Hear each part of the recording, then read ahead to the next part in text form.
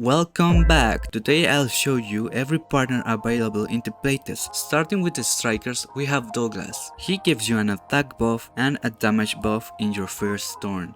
So it's the biggest piece of dog shit. He deals damage to all enemies with his active. Then there's Ritotska. She gives a damage percentage buff to 2 or more costing cards. She also gives a damage buff to a single card for every cost of attack cards, and her active gives morale. In this case it says 3, which will increase your damage by 60%. Continuing with Lillian, she's the opposite to Tritoshka because she grants damage buff to 1 or less cost cards. She also grants a damage buff to attack cards when using a skill card, and this stacks. Her active deals damage to all enemies and draws 1 card with 1 or less scores of the assigned combatant. With the 5-star we have Marianne. She basically buffs the break damage and the tenacity damage of a combatant, and her active deals damage and tenacity damage. This is Mei Lin's signature Scarlet. This is because she stacks damage buff when doing combos, and she also grants a damage buff for attack cards of the assigned combatant. She also deals some damage and buffs the combatant by the amount of buffs owned. Finally we have Priscilla. She's pretty straightforward as she just gives an HP and damage buff, plus some damage dealt to stagger enemies. Her active deals damage and adds weakness to 1 attack card. Starting with the Vanguards, there is Raydell. He gives an HP buff, a defense damage buff if you are in the counter-attack state, and his active applies a shield and 1 counter-attack.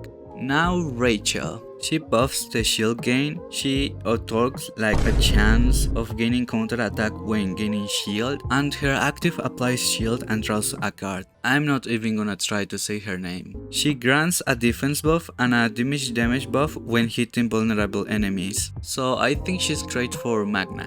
Her active grants 2 morale and 1 fortitude. And I know this is confusing, but fortitude actually reduces the damage taken. Now with the actual Magna signature, she buffs counter-attack damage and adds a chance to gain counter-attack after using a skill or upgrade card. Her active deals defense-based damage to all enemies, gains 1 counter-attack plus 1 counter-attack if any enemy plans to attack. Now Zeta. She grants a defense damage buff for instant cards.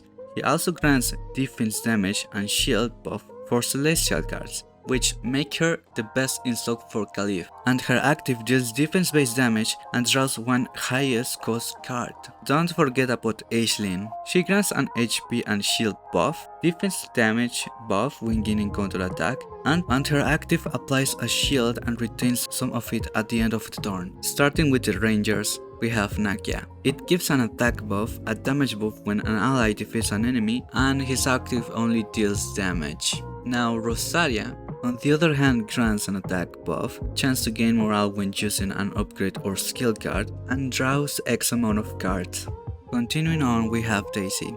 She grants additional attack damage buff, chance to gain morale when drawing from a card, and her active applies shield and morale. With the 5-star we have Marine, Veronica's signature. She grants extra tech damage buff of cards generated by the combatant skills, another damage buff when using a skill card, and her active deals damage to all enemies and draws X amount of cards. Tina is Hugo's signature. She grants an extra tech damage percentage buff for order cards, another buff for targeting attack cards, and her active draws X cards and gives an extra attack damage buff. And Solia. Solia grants extra attack damage buff, a damage percentage buff for attack cards when drawing using a skill cards, and her active deals damage and marks the enemy. Now the Hunters. Yuri grants an attack buff, a damage buff after the first shuffle, and her active just draws cards.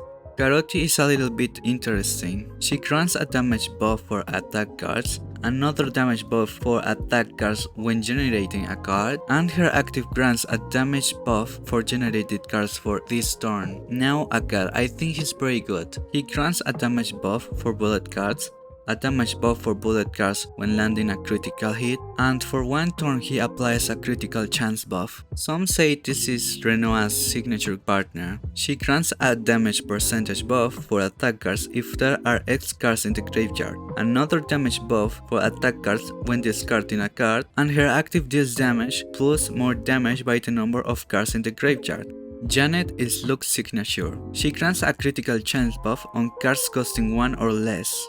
She also generates 1 bullet card when using X bullet cards and it deals more damage. And her active deals damage to all enemies and applies a bullet card damage buff for X turns. Here is another really good one. She applies a critical chance buff for attack cards, a critical damage buff stacking up every time you land a critical hit, and her active deals damage and applies 2 vulnerable to the enemy. This is really good because vulnerable actually makes the enemy take 50% more damage. Starting the Psionic Partners, we have Satera.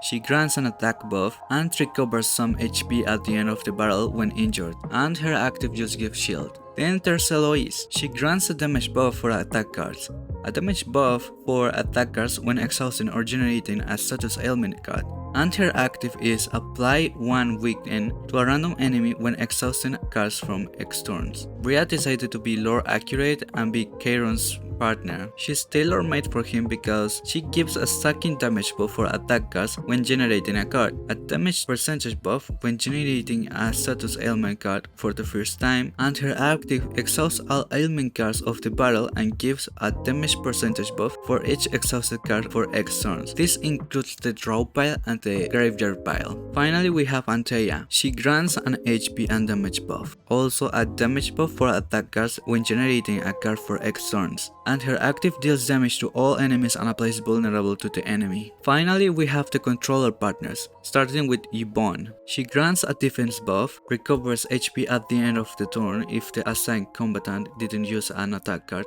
I think she's made for Nia because Nia is lacking a little bit of healing and she doesn't want to use attack cards in her kit. Yvonne's active card heals and gains fortitude. Then there's Alisa. She also grants a defense percentage buff, recovers a small amount of HP at the end of the battle, and her active heals and applies healing percentage buff and morale for X turns. Now we have Arwen. Arwen grants an HP and healing buff. She also grants damage reduction for every enemy with an attack intention, and her active heals and applies an X damage reduction. This makes her really good for harder content. Now one I haven't seen up to now, and Orla's signature. She grants HP, shield, and damage percentage buff for retained cards. She also allows you to deal fixed damage for each retained card plus a bit more if the enemy has an instinct attribute, and her active heals by a bit and activates the effect of all retained cards. And finally we have the most OP partner in my opinion,